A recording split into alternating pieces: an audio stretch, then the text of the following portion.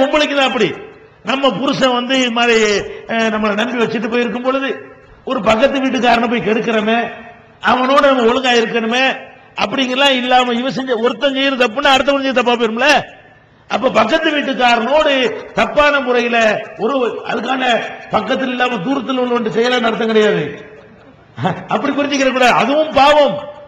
இது அதுக்கு மேல உள்ள பெரிய பாவம். அதுவும் பாவம். அது எவ்வளவு பெரிய பாவம்?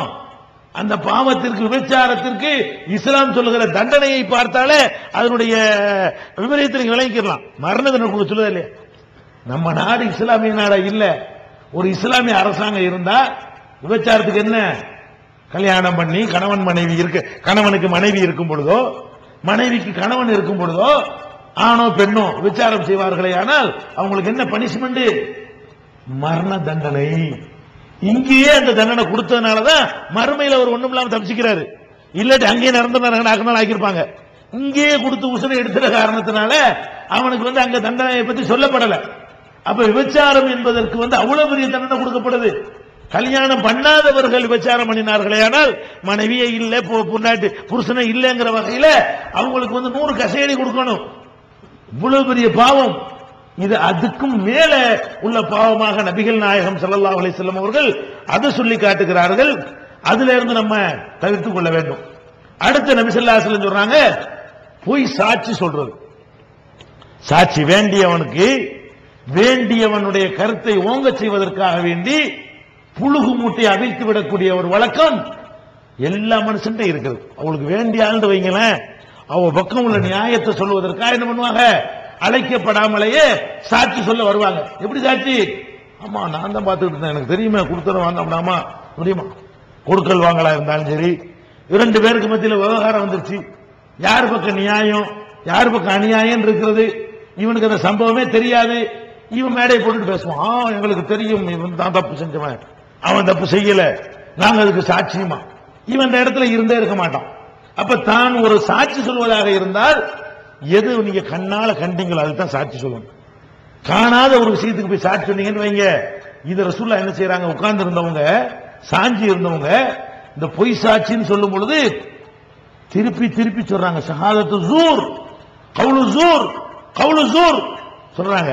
எந்த அளவுக்கு சொல்றான்னு கேட்டா, கர்ரிருகா நிறுத்த மாட்டாங்களா என்று நாங்கள் சொல்ற அளவுக்கு திருப்பி திருப்பி திருப்பி திருப்பி பெரும்பாவங்களை பட்டியல் போடும் பொழுது பொய் சாட்சி சொல்றது பொய் சாட்சி சொல்றது பொய் சாட்சி சொல்றது பொய் சாட்சி சொல்றது பொய் இப்படி சொல்றாங்க. சொல்ல இணை கற்பித்தல கூட ஒருக்கா சொல்லிவிட்டு, கொலையை கூட ஒரு தடவை சொல்லிவிட்டு, வட்டி வாங்கி திங்கிறது கூட ஒரு தடவை சொல்லிவிட்டு, பொய் சாட்சியை மட்டும் எப்படி சொல்றாங்க, அதே பட்டியலை வாசிக்கும் பொழுது திருப்பி திருப்பி திருப்பி திருப்பி அதே சொல்லிக் கொண்டிருந்தார்கள். அப்ப இதெல்லாம் நீங்க சின்னது மாதிரி நினைப்பீங்க. பொய் சாட்சி என்பதெல்லாம் மிக பயங்கரமான பாவம். நம்ம உம்மத்துல என்ன நினைக்கிறது, இது ஒரு மேட்டராக நினைக்கல. எந்த காரணத்தை கொண்டும் எதை நீங்கள் பார்த்தீர்களோ கண்ணால் அதை மட்டும்தான் சொல்லணும்.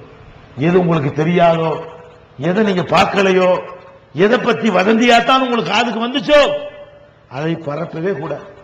இன்னும் சொல்ல போனா மார்க்கத்திலிருந்து பொய் சாட்சிக்கு என்ன அளவுகள் தெரியுமா?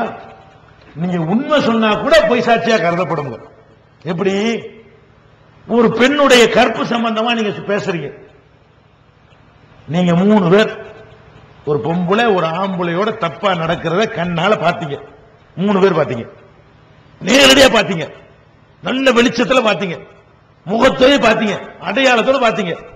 நீங்க இந்த 3 பேரும் போய் இத அரசாங்கத்தில் சொன்னீங்க சொன்னா, இஸ்லாமிய அரசாங்கமா இருந்தால் நீங்கள் பொய் சாட்சி சொல்வதாக உங்களுக்கு கசையடி கொடுப்பார்கள், 80 சவுக்கடி கொடுப்பாங்க. உண்மையான சாட்சி எப்ப சொல்லணும் தெரியுமா?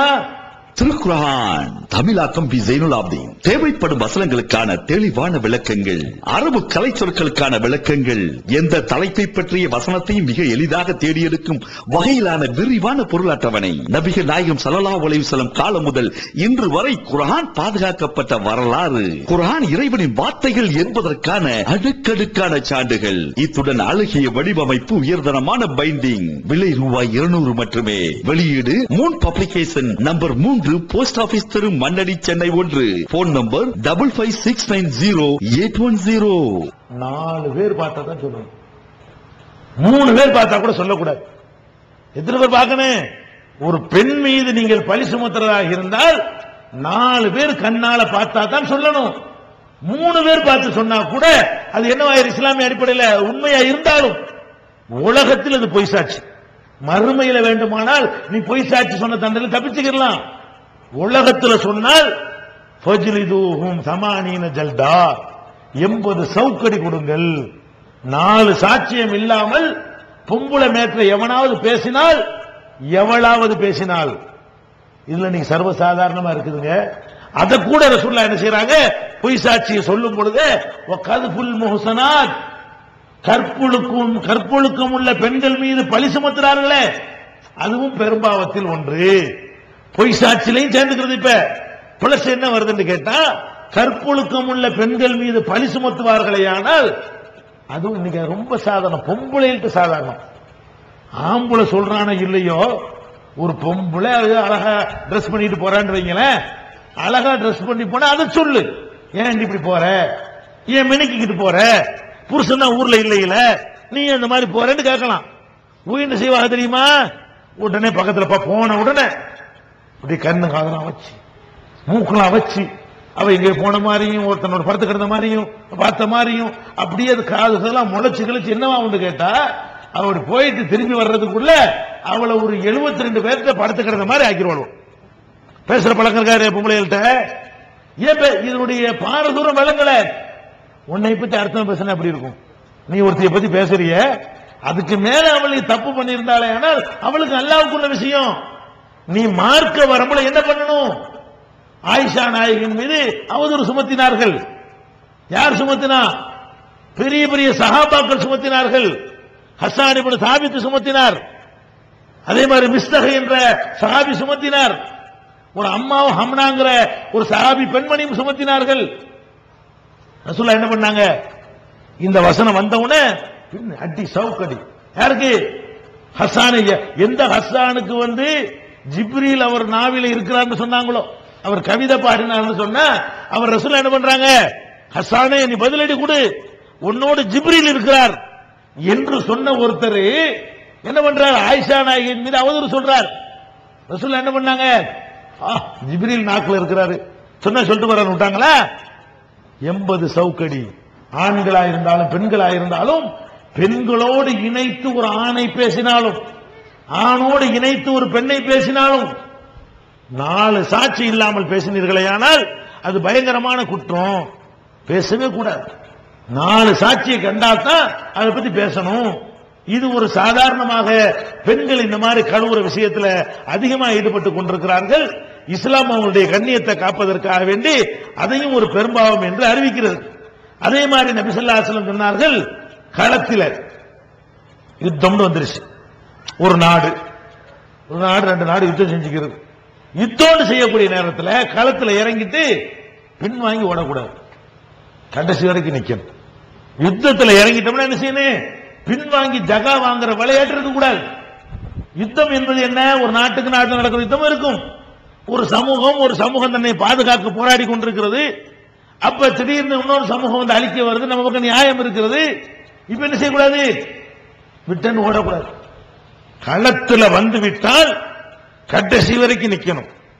எப்படி தட்டி அடி நடத்தும் பொழுது அவளை வாங்கி கொண்டு நின்றீர்களோ, ஓடாம நின்று சில பேர் ஓடவும் செஞ்சீர்கள். அது விஷயம். ஓடவும் சில பேர் ஓடவும் செய்தீர்களோ, அவங்கள விட்டுருங்க. ஓடாம நின்றீங்க இல்லையா? கூடியில வாக்குறுதி செஞ்சு அடி வாங்கினீங்க இல்லைங்க, அப்படி நிக்கணும். ஒரு களத்தில் இறங்கிட்டோம்னு சொன்னா முன் வச்ச கால பின் வைத்து சமுதாயத்தை கேவலப்படுத்துறது, அது வராம தொலைஞ்சிட்டு போ, மாட்டேன்னு போ. வந்தா என்ன செய்யணும்? கடைசி வரைக்கும் நிக்க வேண்டும். அப்ப ஒரு களத்தில் இறங்கிவிட்டால் பின்வாங்கி ஓடுவது இருக்குது பாருங்க. அதையும் நபிகள் நாயகம் ஒத்தவள்ளி யௌம ஸஹப், யுத்தம் நடக்கும் நாளிலே, சண்டை நடக்கும் நாளிலே பின்வாங்கி ஓட்டம் எடுப்பதும் பெரும்பாவங்களிலே ஒன்று. நபிகள் நாயகம் ஸல்லல்லாஹு அலைஹி வஸல்லம் சொன்னாங்க. அடுத்து நம்ம அஜர்த்துமார்களுக்கு உள்ளது பெரும்பாவத்தில் ஒரு பாவம் என்ன தெரியுமா? சிகிர்னா தெரியுதா? நான் பில்லி வைக்கிறேன், நான் ஏவல் வைக்கிறேன், நான் சூனியம் வைக்கிறேன், நான் கையை முடக்குறேன், நான் காலை முடக்குவேன், நான் வைத்தவழி உண்டாக்குவேன். இப்படி எல்லாம் மார்க்க அறிஞர் என்று சொல்லக்கூடிய இந்த சிகிறு என்று சொல்லி நம்ம ஏமாத்துகிறார்களே, இவங்க எங்க கொண்டே நிறுத்தப்படுவார்கள் என்று கேட்டால், சிகிறு வைப்பவர்கள் நாத்திகர்கள் பட்டியலில் சேர்க்கப்படுவார்கள். சிகிர் வச்சா எங்க போயிருவாங்க? அல்லாஹ் குர்ஆன்ல சொல்லி காட்டுகிறான், வத்தபவு மாத்தத்துல் ஷயாத்தீனு அலா முல்கி சுலைமான் வமா கபர சுலைமான் வலாக்கின் ஷயாத்தீன கபரு யுஅல்லிமூன அன்னாஸ சிஹ்ர. எந்த ஒரு அஜர்த்து, எந்த ஒரு மௌலானா நான் சிகிர் வைக்குவேன், நான் ஏவல் வைக்குவேன், நான் பில்லி வைக்குவேன் என்று சொல்லுகிறாரோ அவர் முஸ்லிம் இல்லை. எவ்வளவு பெரிய பாவம் என்றால்